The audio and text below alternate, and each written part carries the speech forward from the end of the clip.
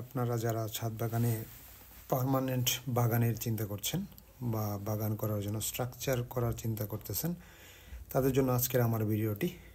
আমি এই ভিডিওটি ছাদের যে প্যারাফিট ওয়াল সেইটার সঙ্গে ভিতরে আরও 3 ফিট জায়গা নিয়ে 2.5 ফিট বাই 2.5 ফিট একটি পার্মানেন্ট স্ট্রাকচার করেছি মূল ছাদ থেকে 1 ফিট উপরে, এবং এই প্রত্যেকটি হাউস 2.5 ফিট ডেপথ এবং পাশে 2.5 ফিট।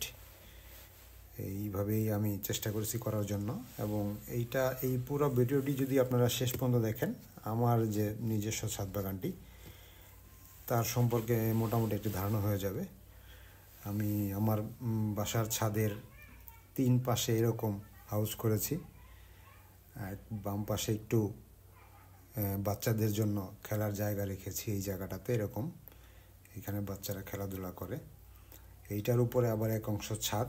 মূলত আমার এখানে 2 স্তর বিশিষ্ট একটি ছাদ বাগানের চেষ্টা করেছি আমি করার জন্য।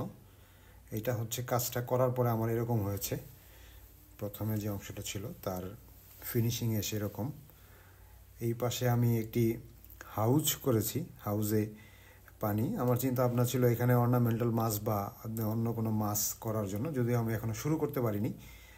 তার পাশের জায়গাটি খালি রেখেছি ওই ঠিক খেলার জায়গাটির মতো। ওইখানে আমার চিন্তা ভাবনা ছিল যে এখানে আমি যদি মুরগি বা পাখি করি, ওই পাশে নেট দিয়ে, এইটা চাইলে এরকম করে কেউ করতে পারেন। আমি এখানে একটি ওয়াশরুম রেখেছি ছাদের ইয়ের জন্য।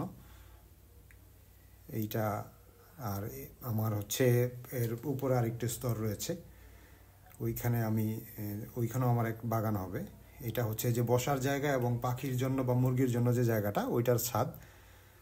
ওইখানে আমার 2 পাশে 2টি ভাগে বিভক্ত। এইটাও আপনারা চাইলে এরকম একটা করতে পারেন। এটা আমার নিজের বাগানের অংশ, আমি আস্তে আস্তে শুরু করেছি মাত্র। আপনারা ভিডিওটি দেখে রাখতে পারেন যদি কারো কাজে লাগে। এটা হচ্ছে আমার ওই সিঁড়ি কোঠার যে ছাদটা, পানি ট্যাঙ্কি দেওয়ার জন্য ওই অংশটুকু। আর মূল যে ছাদের অংশটুকু সেটি মূলত দেখতে উপর থেকে যে এরকম অনেকটা। ধন্যবাদ সবাইকে।